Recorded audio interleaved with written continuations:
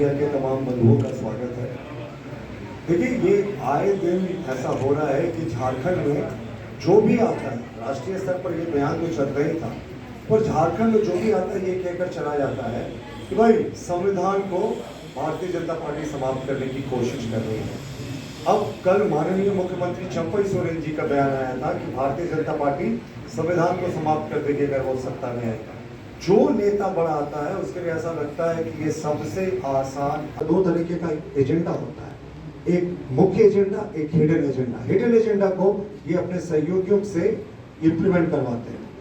अब इनका आप देखिए, सीपीआई-एम जिसके साथ ये डायरेक्टली या इनडायरेक्टली पूरे देश में लड़ रहे हैं, या तो केरला में एक फ्रेंडली फाइट हो रही है, लेकिन दूसरी जगहों पे देखें तो सीपीआई-एम इनका अलायंस पार्टनर्स है, इंडी गठबंधन की तमाम रैलियों में मन साझा करता है। सीपीआई-एम ने अपने मैनिफेस्टो में कहा साफ तौर पर कि हम जैसे ही सत्ता में आएगी हमारी सरकार या गठबंधन सरकार में, सीपीआई मैनिफेस्टो को कोट कर रहा हूं, तो हम 370 हटाएंगे कश्मीर से। कांग्रेस इस मुद्दे पर चुप है, कांग्रेस का मैनिफेस्टो इस मुद्दे पर एक शब्द नहीं कहता।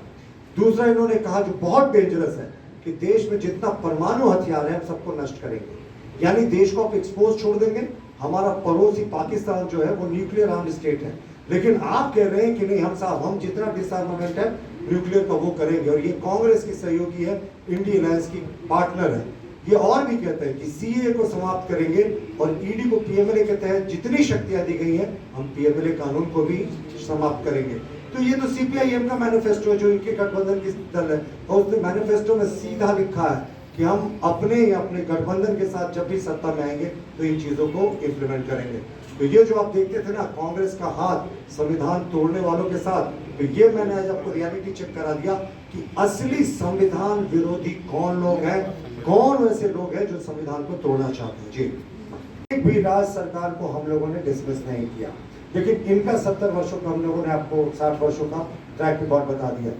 ये एक और बात अक्सर करते हैं कि हम मुस्लिम अपीसमेंट की बात नहीं करते साहब, कहीं ये दिखा दें कि कहाँ हम लोगों ने मुस्लिम के लिए कोई स्पेशल स्टेटस देने की कोशिश की है। देखिए, इनके लिए अल्पसंख्यक का मतलब सिर्फ मुस्लिम समुदाय होता है, वो इसलिए कि इनके लिए अगर अल्पसंख्यक का मतलब क्रिश्चियन, जैन, सिख, पारसी होता तो ये सीएए का विरोध नहीं करते, जो इन समुदायों को जो है उनका हक दिलाने का ये प्रावधान था। मैं आपको दिखा रहा हूँ गवर्नमेंट ऑफ इंडिया का आउटकम बजट 2013-14 का, यूपीए शासनकाल का अंतिम बजट। उसका मैं आपको एक बड़ा इंपॉर्टेंट लाइन पढ़कर सुनाऊंगा जिससे ये स्पष्ट हो जाएगा कि सरकार की कथनी और करनी में कितना अंतर है। It also provides that 15% of targets and 15% of targets outlays under various schemes should be earmarked for the minorities। ये कांग्रेस के आउटकम बजट 2013-14 का हिस्सा है जिसमें वो साफ कह रहे हैं कि माइनॉरिटीज के लिए वो 15% हिस्सा अलग से वो देंगे। तो ये साफ है, हमारा मूल मंत्र है सबका साथ, सबका विकास, सबका विश्वास, जबकि कांग्रेस विशुद्ध रूप से माइनॉरिटी पॉलिटिक्स करती है। और इनके लिए माइनॉरिटी पॉलिटिक्स का मतलब सिर्फ और सिर्फ मुसलमान से होता है। अब मैं आपको एक छोटा सा वाक्य बताता हूं। नटवर सिंह ने अपनी पुस्तक, नटवर सिंह जो तत्कालीन विदेश मंत्री थे, उन्होंने अपनी पुस्तक one life is not enough में लिखा कि जब मैं इंदिरा गांधी के साथ बाबर की कब्र पर गया तो वो बाहर निकलकर बोली कि मुझे ऐसी अनुभूति हुई जैसे पूरे ब्रह्मांड का दर्शन हो गया।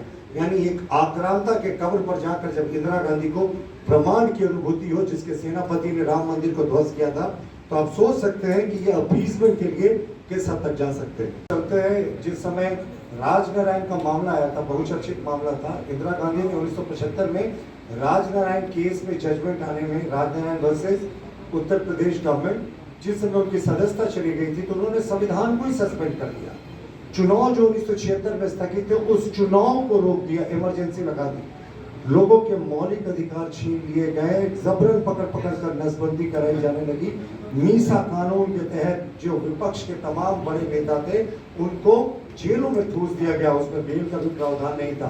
तो ये होता है संविधान बदलने का प्रयास करना। इंदिरा गांधी ने 1976 में 42वां संशोधन कॉन्स्टिट्यूशन का इंट्रोड्यूस किया था, जिसे मिनी कॉन्स्टिट्यूशन कहते हैं, यानी 20% संविधान को उन्होंने 42वें संशोधन से बदल दिया था। बाद में सुप्रीम कोर्ट ने Minerva versus union of India case में अधिकांश जो इसके ऑब्जेक्शनेबल क्लॉजेस थे उसको स्ट्राइक डाउन कर दिया। लेकिन ये फिर भी आरोप लगाएंगे कि हम संविधान के साथ छेड़छाड़ करते हैं। 1985 में बहुचर्चित शाहबानो का जजमेंट आया, जिसमें तत्कालीन राजीव गांधी की सरकार बहुत बौखला गई।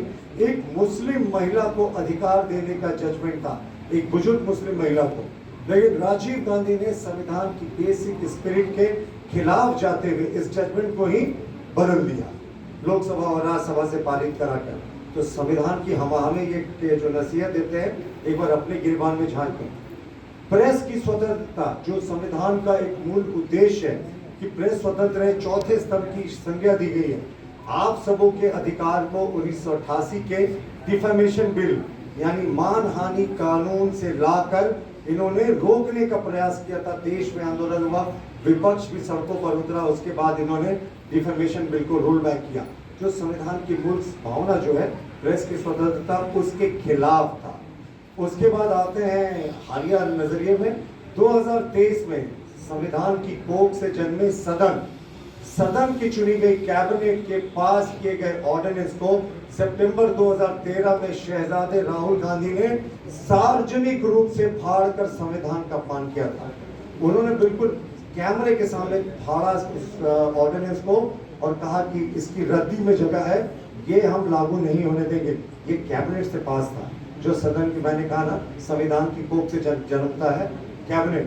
तो ये जितनी बड़ी बड़ी बात की हमें दुहाई देते हैं, एक बार अपने गिरबान में झांक लें। इन्होंने धारा 356 का प्रयोग करके चुनी हुई सरकारों को 100 से ज्यादा बार डिसमिस किया है।